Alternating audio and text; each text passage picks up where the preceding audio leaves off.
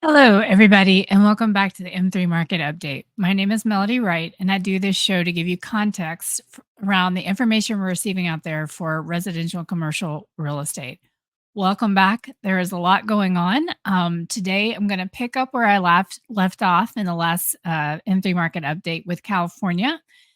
Promised I would be doing some more deep diving there.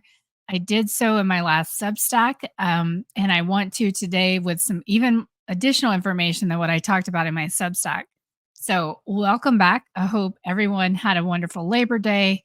It seems so long ago that happened. So much has already happened, even though it was not that long ago. But welcome back, guys. I think I've been talking about the fact that I think that we have reached an inflection point.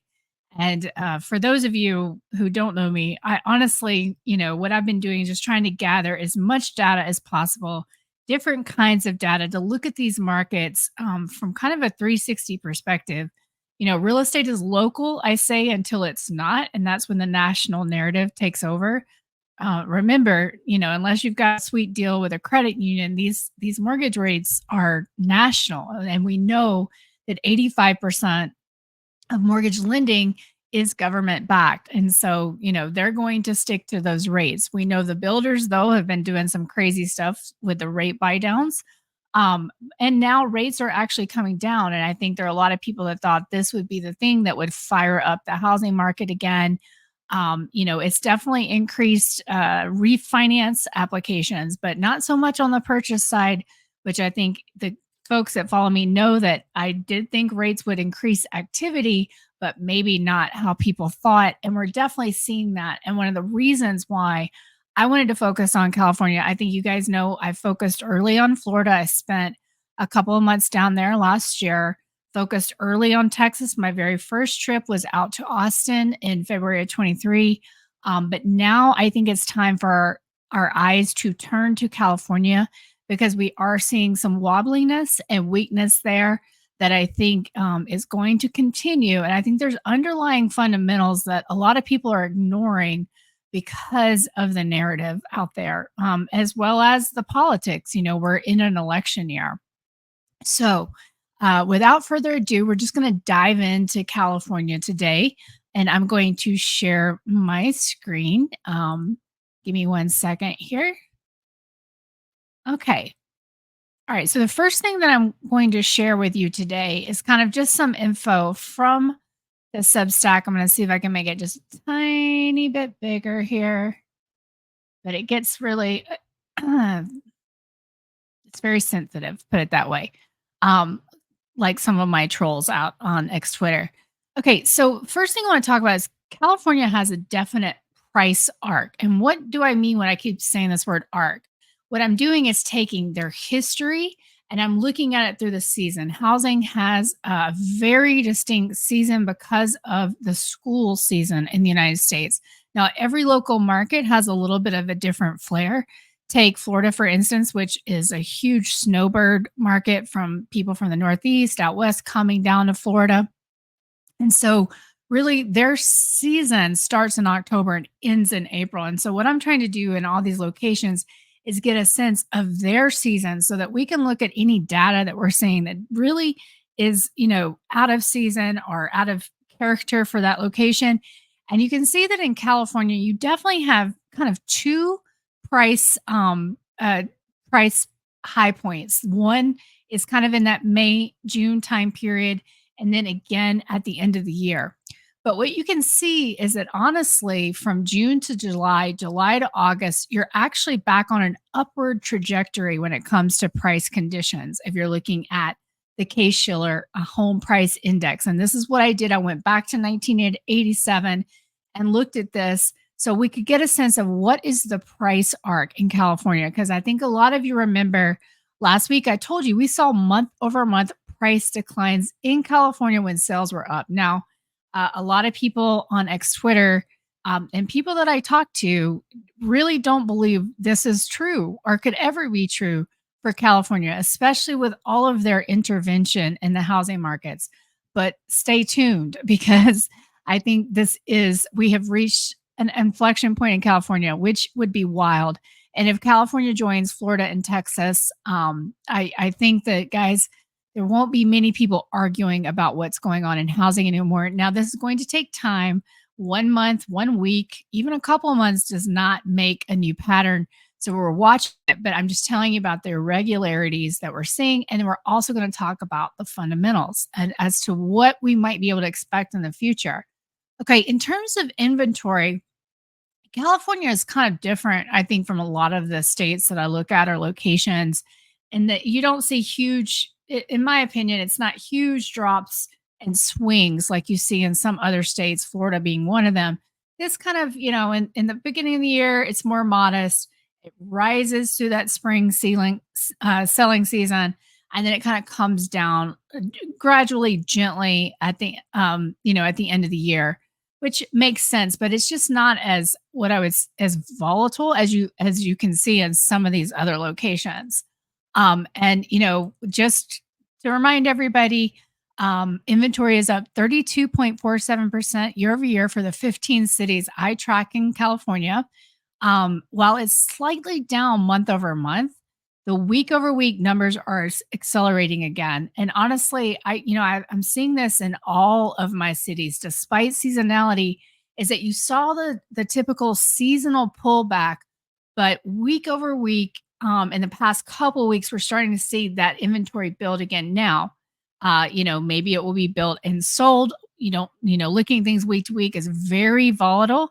But again, we're looking for those things that happen outside of the normal trend.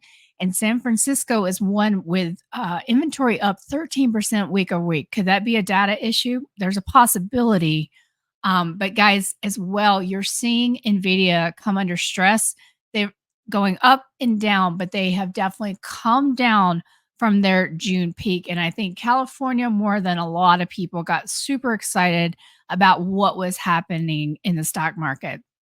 As I wrote in the Substack this week, we had the all-time high for NVIDIA in June. We also had the all-time high for existing home prices in June. Those have both since scaled back. And so, stock market is not the economy, but it's interesting from a sentiment perspective. We also know that the people that have been transacting out there are the wealthy. And so, we're starting to see that wobble as well with prices coming down in California.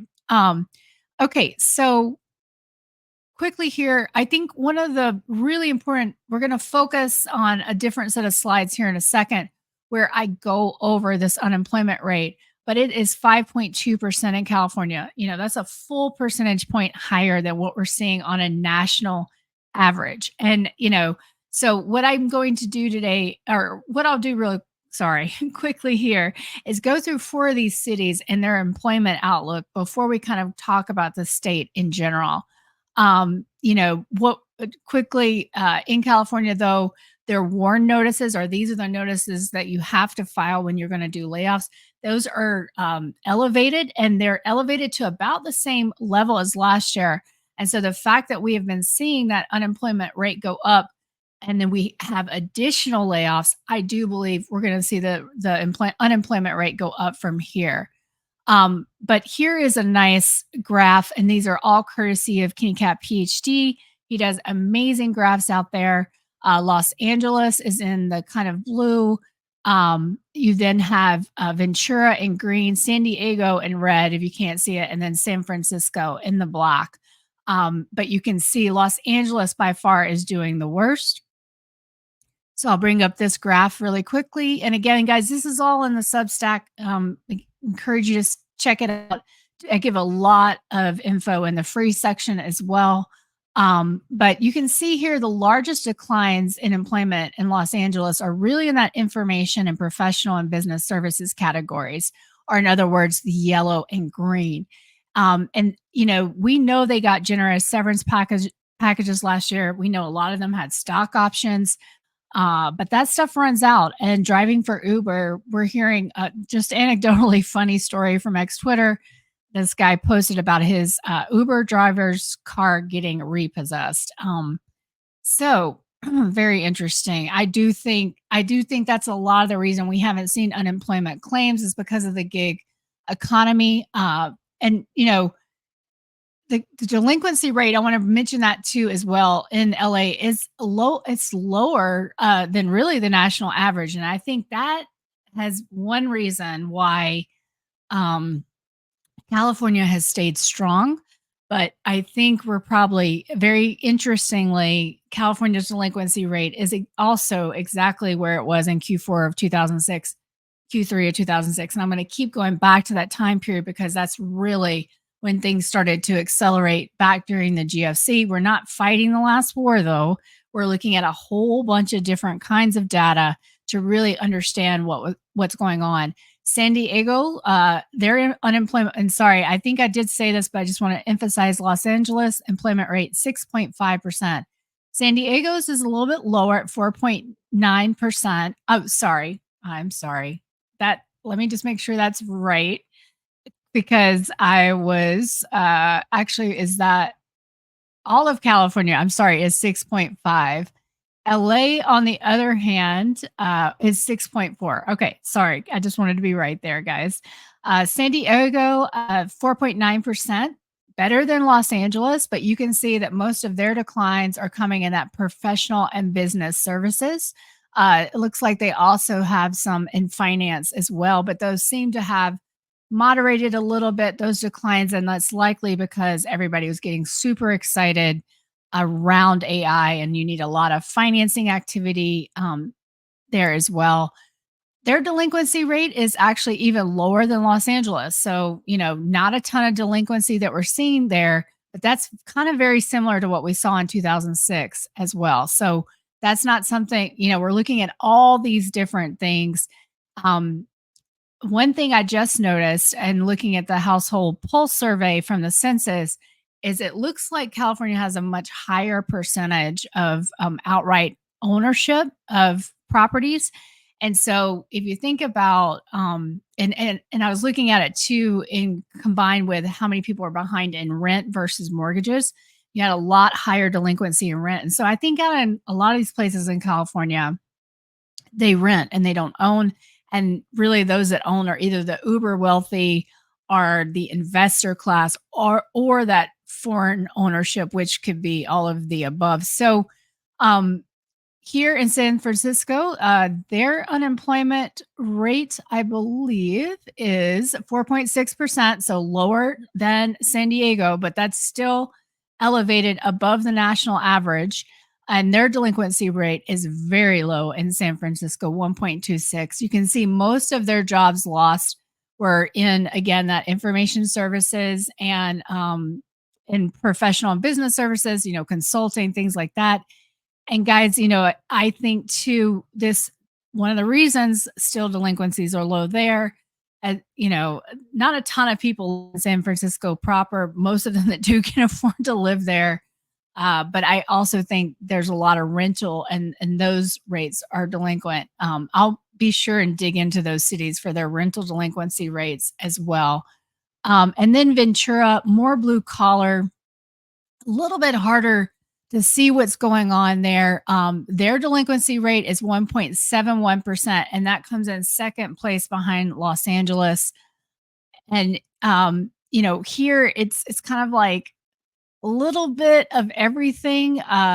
You don't see as drastic of those drops in information and business and professional services, but you see some in trade, you see some a little bit in information, a little bit in mining and different things like that. But we're definitely seeing prices down month over month there, and we'll go over those results a little bit later as well. So I'm going to stop this screen and I'm going to share a different screen with you as well to go into kind of what's going on in California. And hopefully this isn't too disjointed for everybody.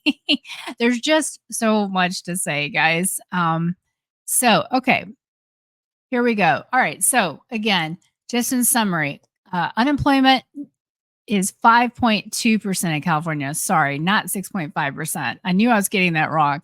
It's 6.4% in LA. But unemployment is 5.2% in California. Nationally, it's 4.2%. As well, they just had a budget crisis. And I'm just going to read these quotes quickly. So, Governor Gavin Newsom and Democratic lawmakers struck a deal Saturday to make $16 billion in cuts, declare a statewide fiscal emergency, and pull money from the state's rainy day reserves to balance a $46 billion budget deficit.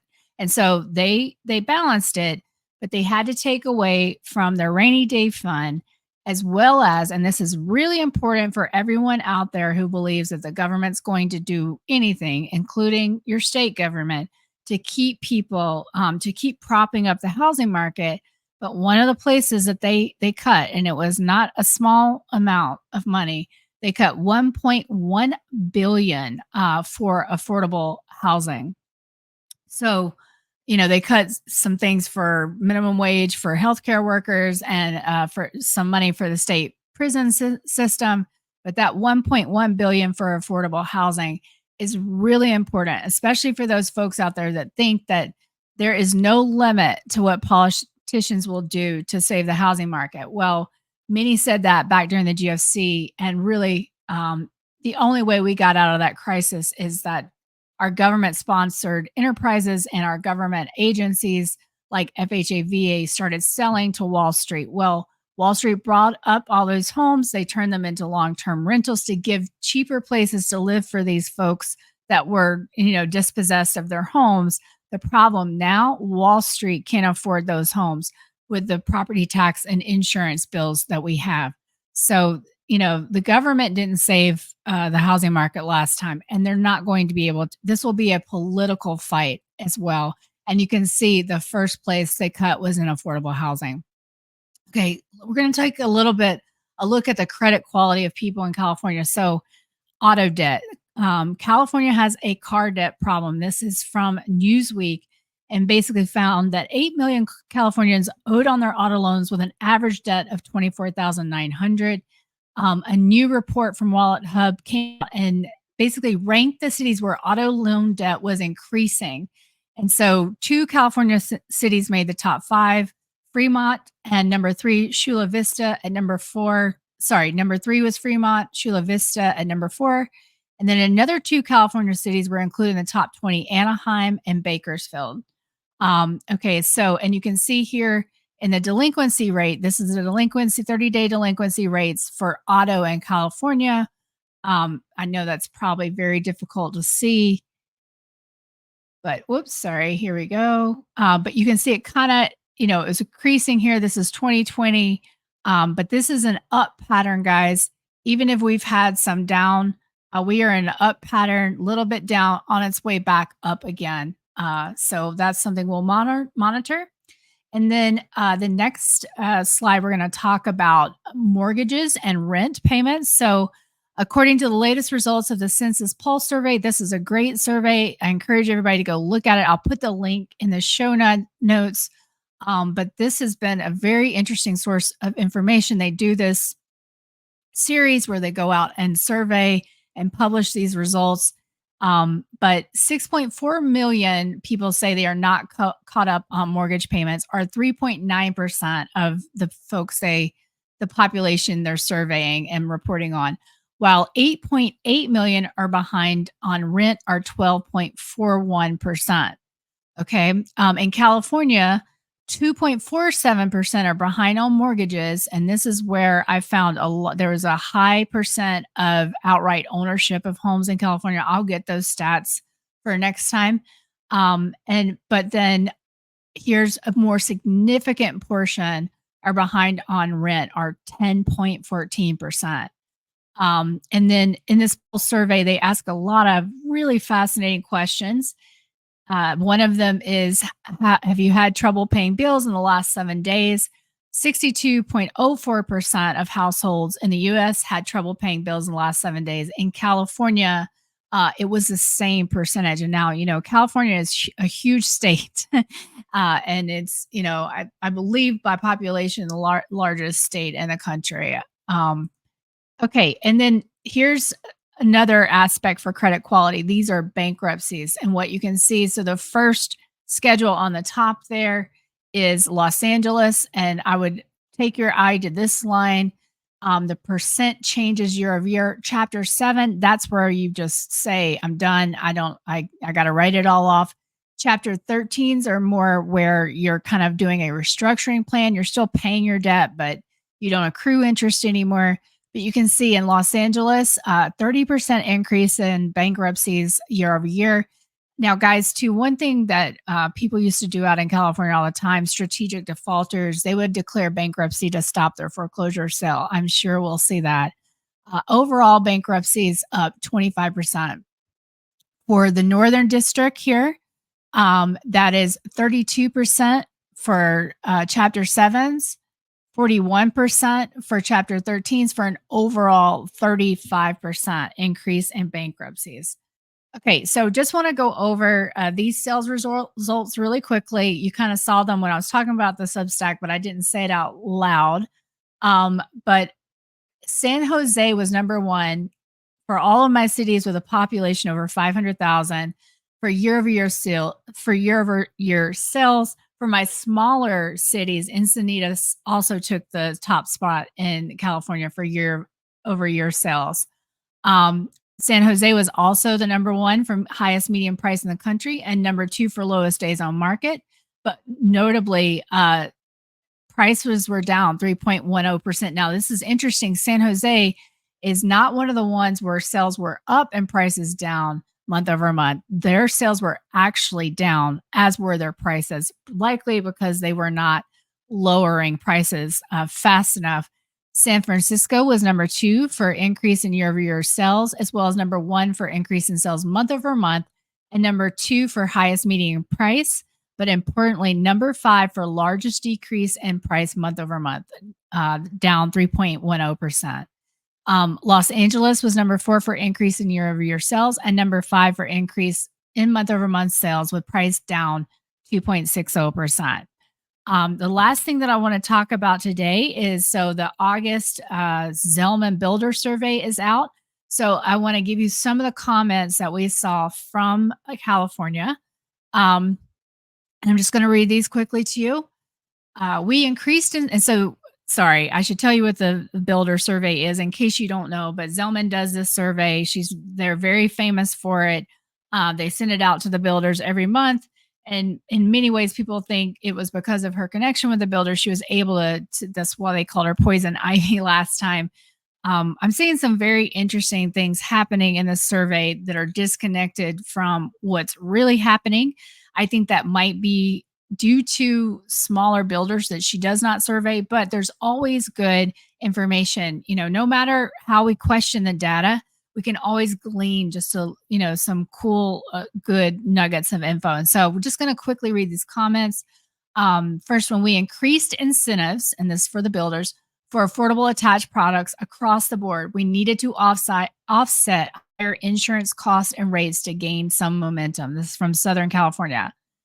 We are facing continued pressure from customers to lower prices. We expect some relief of pressure in the coming months, assuming there is a rate cut. Fresno.